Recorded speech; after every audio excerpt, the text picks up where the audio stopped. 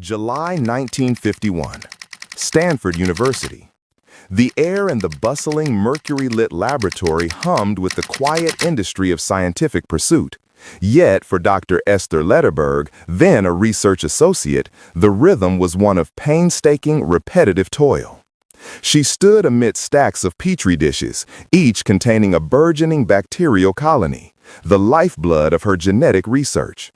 Her mission was to transfer these microscopic populations from one agar plate to another, often to test their resistance to antibiotics or their nutritional requirements. The process was agonizingly slow, requiring the individual manipulation of thousands of colonies with sterile toothpicks or inoculating loops, a method prone to error, contamination, and the sheer exhaustion of human hands. It was a bottleneck, a chasm of manual labor that threatened to swallow the very potential of bacterial genetics. The scale of the problem was immense. To screen for rare mutations or specific traits across vast populations of bacteria demanded a method that could replicate entire patterns of growth with speed and precision. The existing tools were simply not up to the task, limiting the scope of what geneticists could explore and delaying critical insights into microbial life. This laborious reality wasn't merely an inconvenience. It was a fundamental barrier to accelerating discovery in a field poised for explosive growth. Esther Lederberg, however, possessed an intellect that bristled at inefficiency and a mind uniquely attuned to elegant solutions. She wasn't just a technician. She was a thinker, an innovator who saw beyond the immediate task to the underlying problem. Her solution, when it materialized, was deceptively simple, yet profoundly powerful: a velvet pad. Imagine the scene. Instead of individually picking colonies, she pressed a sterile velvet disc onto the surface of an initial master petri dish, picking up thousands of colonies in their exact spatial arrangement. Then she simply pressed this velvet disc onto multiple fresh agar plates, creating perfect identical copies or replicas of the original pattern. This wasn't merely a minor improvement. It was the birth of replica plating, a revolutionary technique that allowed thousands of bacterial colonies to be transferred simultaneously, revolutionizing genetic screening overnight. The implications were immediate and far-reaching. Scientists could now test bacterial populations against different media, antibiotics, or phages, and track the genetic characteristics of individual colonies across these varied conditions with unprecedented ease and accuracy. The tedious, error-prone manual transfers were replaced by a swift, precise, and scalable method, opening up entirely new avenues for research into bacterial evolution, antibiotic resistance, and the fundamental mechanisms of heredity. The scientific community adopted her method with astonishing speed, a testament to its undeniable utility and ingenious simplicity. Within a few short years, replica plating became a ubiquitous tool in microbiology and genetics laboratories worldwide, a standard operating procedure taught to every budding scientist in the field. It was published in 1952, a paper that, while credited to both Esther and her husband, Joshua Lederberg, clearly delineated Esther's primary role in its conception and development. Yet, even as her innovation spread like wildfire, its inventor's name began to quietly recede. Laboratory manuals often describe the technique without attributing its origin. Academic papers, while employing it, frequently cited earlier works or simply refer to it as a common method, a tool so fundamental that its creator seemed to vanish into the fabric of science itself. The Lederberg technique often became just replica plating, an anonymous staple. This curious vanishing act wasn't an isolated incident. It was an early symptom of a larger systemic issue. How could such a fundamental, ubiquitous tool, one that fundamentally reshaped the practical application of genetics, become an anonymous staple of science, its brilliant architect fading into the background even as her invention empowered countless other discoveries? The paradox of widespread adoption coupled with diminishing attribution casts a long shadow, forcing us to ask what mechanisms were already at play, subtly yet effectively erasing the contributions of a pioneering mind. And how did this initial oversight pave the way for even greater injustices in the years to come? The velvet pad, a symbol of scientific elegance, became, for Esther, a silent testament to a credit denied, its quiet utility masking a louder truth about recognition and erasure in the annals of scientific progress. Following that remarkable invention, the deceptively simple velvet pad emerged not just as a labor-saving device, but as a gateway, unlocking an unprecedented era of discovery in bacterial genetics. It was the crucial enabler, allowing scientists to rapidly screen for mutations, antibiotic resistance, and nutritional requirements on an unprecedented scale, transforming the pace and scope of microbiological research. But Esther Lederberg's ingenuity, as we now understand, didn't stop at perfecting methodology. Her intellectual curiosity extended deep into the very mechanisms of life, leading her to uncover fundamental biological entities that would become cornerstones of molecular biology. Her meticulous and often solitary work, fueled by an insatiable drive to understand, propelled her into uncharted territories of the microbial world, where she made discoveries that would profoundly reshape our understanding of genetics and heredity. Her laboratory, a place where precision met profound insight, became a crucible for breakthroughs that, had they been made by a male counterpart, would have immediately secured a prominent place in scientific lore. Her painstaking and often unheralded efforts led directly to the discovery of the Lambda phage, a bacteriophage, a virus that infects bacteria, which became a cornerstone of molecular biology. In 1950, while studying a strain of K12, Esther observed a curious phenomenon. Some bacterial colonies would occasionally lyse or burst, releasing progeny phages. This wasn't just another virus. Lambda proved to be a temperate phage, meaning it could either replicate immediately and lyse its host, or it could integrate its genetic material into the host bacterium's genome, lying dormant as a prophage and replicating along with the bacterial DNA. This discovery of lysogeny and the precise mechanism of Lambda's integration was revolutionary. It provided the first clear model for understanding how foreign genetic material could stably integrate into a host chromosome, a concept that would later prove critical for gene regulation and, much later, for gene therapy. The Lambda phage quickly became an indispensable tool, a vector for gene cloning, allowing scientists to insert specific genes into bacteria for study or production. Without Esther's initial discovery and characterization of Lambda, much of the foundational work in genetic engineering and recombinant DNA technology would have been significantly delayed, if not impossible. Its unique properties made it an ideal vehicle for manipulating genetic material, a molecular workhorse in countless labs globally. Simultaneously, with an intellectual breadth that defined her genius, Esther Lederberg also identified the F-plasmid. This wasn't merely another genetic element.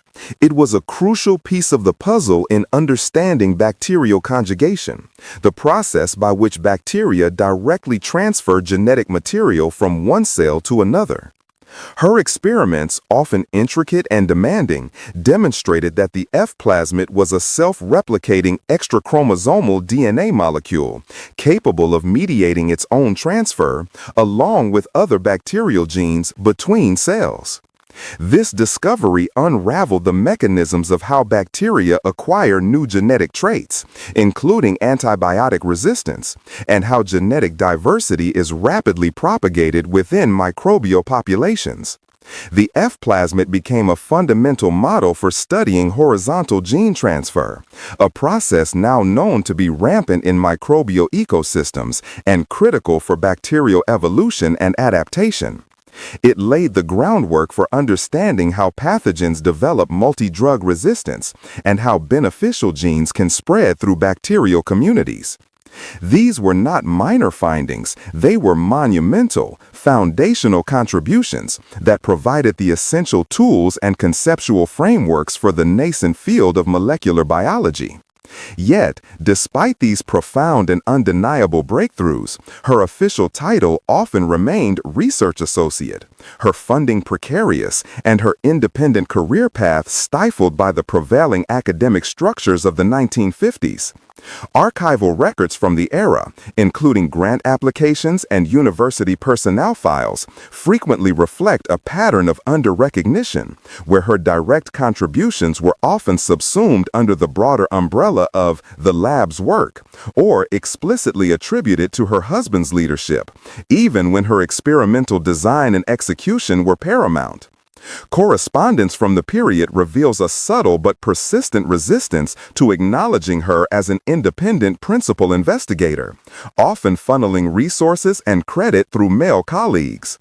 How could an entire field benefit so profoundly from her ingenuity, from her singular discoveries that literally provided the building blocks for modern genetics, yet consistently fail to acknowledge its source beyond the confines of her immediate laboratory, relegating her to a secondary role while her intellectual output was unequivocally primary? The systemic bias was not just a historical footnote.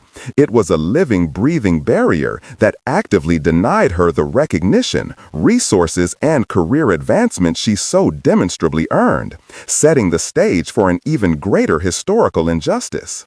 As the global scientific community enthusiastically reaped the rewards of her groundbreaking innovations, replica plating, the Lambda phage, and the F-plasmid, a stark and profoundly unjust narrative unfolded, one that would cement Esther Lederberg's place as one of science's most tragically overlooked figures.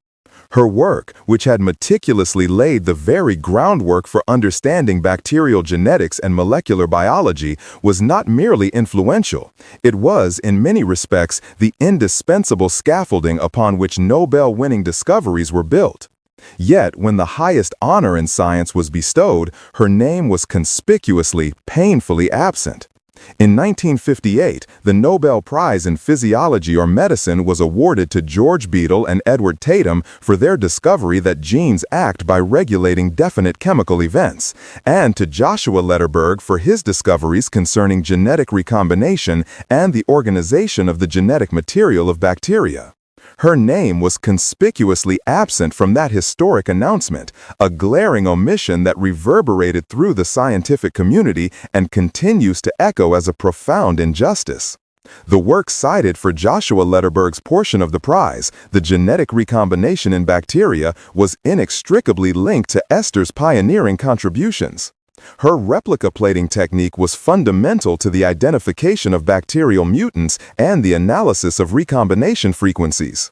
Her discovery and characterization of the Lambda phage provided the first clear evidence of genetic exchange between bacteria and phages, and the F-plasmid was central to understanding how genetic material was transferred during bacterial conjugation, the very mechanism of recombination that the Nobel Committee acknowledged.